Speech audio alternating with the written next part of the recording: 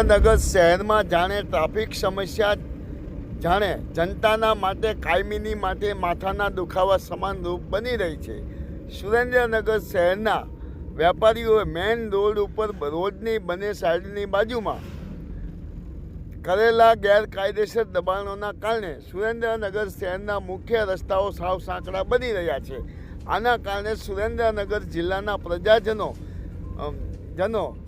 સુરેન્દ્રનગર જિલ્લાની શહેરમાં ખરીદી કરવા આવતા હોય છે, જેના કારણે રોજબરોજ ટ્રાફિક જામ થવાના દ્રશ્યો સર્જાય છે અને લોકો જિલ્લાની પ્રજાના હેરાન પરેશાન થઈ રહ્યા છે. સુરેન્દ્રનગર શહેરના વેપારીએ રોડની બંને સાઈડ ગેરકાયદેસર દબાણો ખડકી દીધા છે. ત્યારે સુરેન્દ્રનગરના મહાનગરપાલિકાના કમિશનરે સુરેન્દ્રનગર શહેરના મુખ્ય તમામ રસ્તાઓ ઉપર રોડની બંને સાઈડમાં વેપારીઓ કરેલા દબાણો ખુલ્લા કરવા જોઈએ.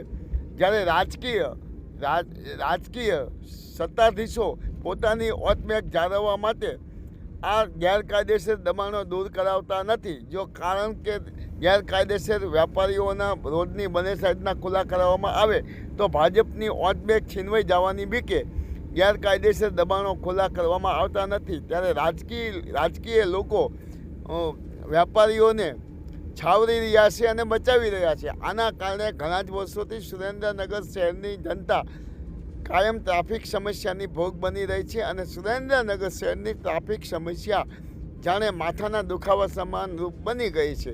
સુરેન્દ્રનગર શહેરમાં વેપારીઓ જેટલી દુકાનો કરી છે રોડ ઉપર, પરંતુ વાહન પાર્કિંગની કોઈ પણ વ્યવસ્થા કરવામાં આવી નથી. ત્યારે સુરેન્દ્રનગરના મહાનગરપાલિકાના કમિશનરે જ્યારે સુરેન્દ્રનગર શહેરમાં જ્યારે ટ્રાફિક સમસ્યાનો મુખ્ય પ્રશ્ન હોય ત્યારે વેપારીઓ કરેલા ગેરકાયદેસર દબાણો ખુલ્લા કરવા જોઈએ.